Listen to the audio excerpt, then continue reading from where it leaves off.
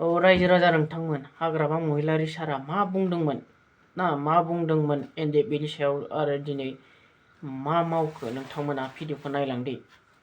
हाग्रामा महिलारि सारा बुंदोंमोन ना एनडिबिफोरनि सायाव फुंजन दैमारिनि सायाव माखासे बाथ्राफोर बुंदोंमोन दिनै बिसोरनि फारसे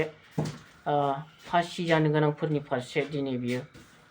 बुंनायमोन ना बाथ्राफोरा दिनै मा मावखो नोंथांमोना भिडिअखौ नायलांदो आरोना जोबजासे नायलाङो अब्लासो बुजि मोनगोन आरोना बिदिब्ला नायलांदो। जायफोर साथाम फासि जानायनि मोनसे अर्डार जानानै दं बेखौबो आंहा आत्मबिश्वास आंथ' खेबसे बुंखाबायबो आङो स्कप मोननायावनो आं बुंदों बेखौ एकदम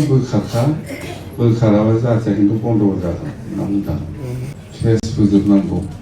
रिहाबिलिटेसन जानांगौ ओमफ्राय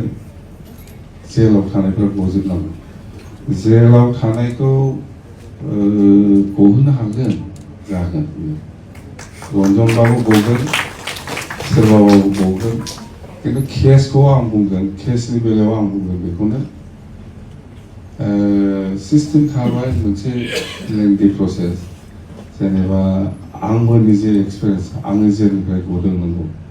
आं जेलनिफ्राय गखांनायनि उनाव आंनि केसा जोबनो 5 बोसोर नांगौ दे दा जोंनि बुंनांगौआ बेल' बिदि नङा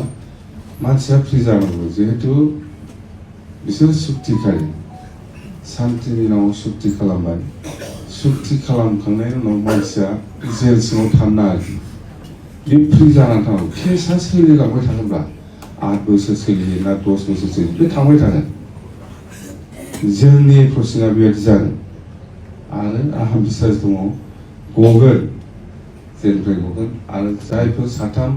फासि जानायनि मोनसे अर्डार जानानै दं बेखौबो आंहा मोनसे आत्मबिश्वास आंथ' खेबसे बुंखाबायबो बिथांमोनखौ दा फासि होनाय नंला साथाम फासि जानायनि माबा दं नामा आङो स्कप मोननायावनो आं बुंदों बेखौ एकदम बोखाराबा जाहाथे खिन्थु बन्द' जागोन होनना बुंदों सिखौ मिथिबाय बे फासि होननाय जिनिसखौ नोङो मा खायदा खालामनानै बोखार बेसे जागोन दा बन्द' जागोन होनना बुंदों आं डाइरेक्ट बे खोथाखौ दा खालाम नोङो जेराव दोनदोंथ' बे केसा सोलिलांबाय थागोन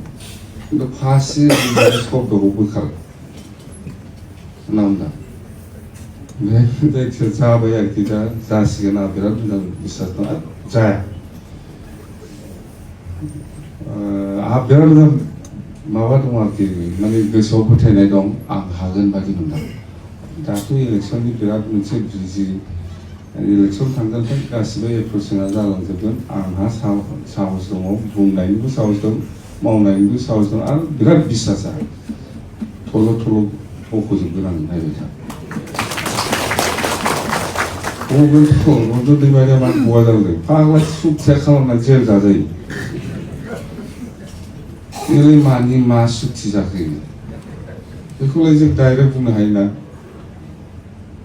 जों डाइरेक्ट बुंनो हायो बबेहाय नुफेरा फालाय बबे दुनियाव नुफेरा डाइरेक्ट बुंथारनांगोनब्रा सुक्ति खालामबायथ' मानसिया सानसेनि थाखाय सुक्ति खालामबाय केसाथ' नंगौ थागोन बे सिस्टेमाव जोबलांनांगौ 8 बोसोरानो लाथों 10 बोसोरानो लाथों जेनेबा आंबो निजे बुंबाय आङो जेलनिफ्राय गदोंबाबो सुक्ति खालामदोंबाबो आंनि केसा 5 बोसोरसिमावसो जोबहैगोन दा बिसिबां बिदिनो जागोन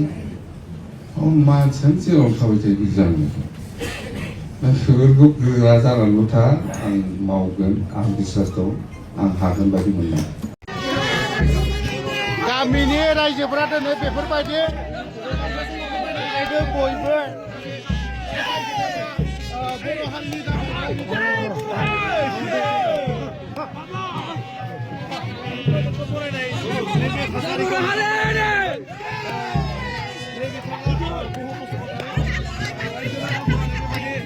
रायजो राजानि बरायनाय बेफोरो ओरै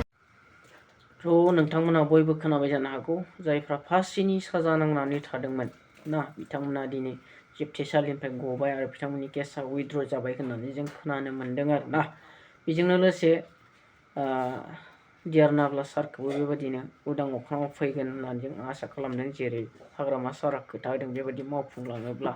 जोंनि हारिनि थाखाय जोबोर मोजां आरोना। जे जायफ्रा हारिखौ रैखाथि होनानै दिनै सैनांदों बेफोरबायदि मानसिया दिनै जोंनि गेजेराव थानानै खौसेयै रायजोजों हेफाजाब होना खामानि मावोबा जोंनि थाखाय जोबोद मोजां आरोना। थ' भिडिअखौ एसेयावनो फोजोबनोसै लोगोफोर। बाय।